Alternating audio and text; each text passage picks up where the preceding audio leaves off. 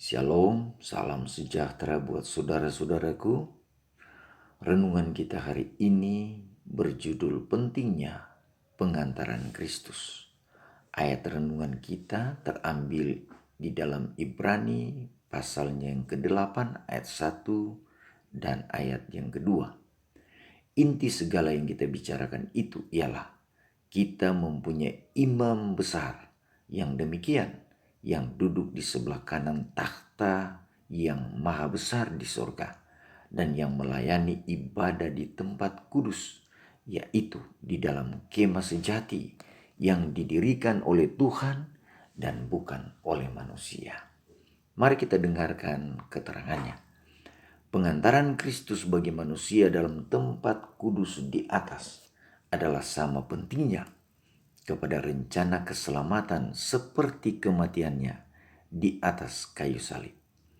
Oleh kematiannya, ia memulaikan pekerjaan itu yang sesudah kebangkitannya dia naik untuk menyelesaikan di surga. Oleh iman, kita harus masuk ke dalam tabir atau selubung di mana Yesus sebagai perintis bagi kita. Ibrani 6 ayat 20. Di sana terang dari salib di Golgota telah dipantulkan.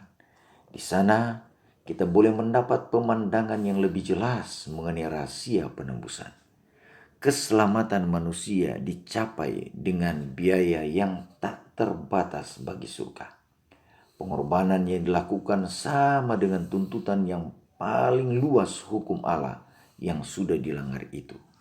Yesus telah membuka jalan kepada takhta Bapa, dan melalui pengantarannya keinginan sungguh-sungguh dari semua yang datang kepadanya dalam iman boleh disampaikan ke hadirat Allah. Siapa menyembunyikan pelanggaran tidak akan beruntung, tetapi siapa mengakuinya dan meninggalkannya akan disayangi. Amsal 28 ayat 13. Jika mereka yang menyembunyikan dan memaafkan kesalahan mereka dapat melihat bagaimana iblis bersukaria atas mereka, bagaimana ia mencela Kristus dan malaikat-malaikat suci karena perbuatan-perbuatan mereka, mereka akan segera mengakui dan membuangkan dosa-dosa mereka.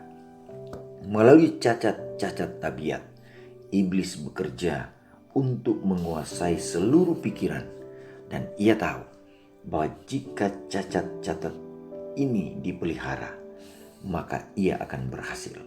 Oleh sebab itu, ia terus berusaha menipu pengikut-pengikutnya Kristus dengan tipu muslihatnya yang berbahaya, sehingga mustahil bagi mereka mengalahkannya.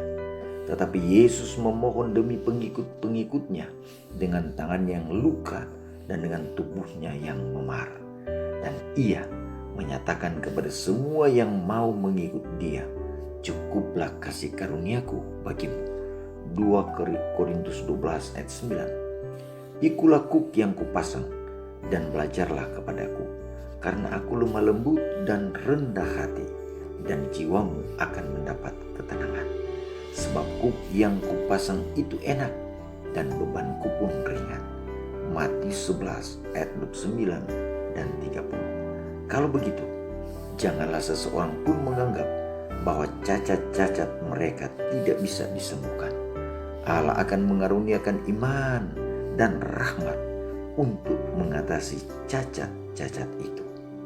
Kita sekarang hidup pada hari pendamaian yang besar dalam acara di bait suci duniawi.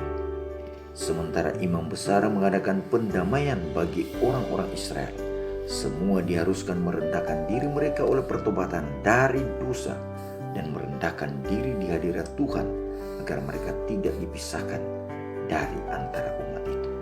Dengan cara yang sama, semua yang mau agar namanya tetap tertulis di dalam kitab kehidupan sekarang harus dalam hari-hari terakhir masa pencobaan itu merendahkan diri mereka di hadirat Allah oleh menyesali dosa-dosa dan bertobat dengan sungguh-sungguh. Alfa dan Omega jilid 8 halaman 511 dan 512. Doa kita hari ini, terima kasih Tuhan, karena Engkau boleh menjadi pengantara bagi kami di dalam kerajaan surga. Terima kasih, karena walaupun kami memiliki kesalahan dan dosa, itu bukanlah sulit bagi Tuhan untuk mengampuni kami. Walaupun Tuhan tidak menyetujui dosa yang kami lakukan. Terima kasih Tuhan untuk pengampunan yang Engkau berikan.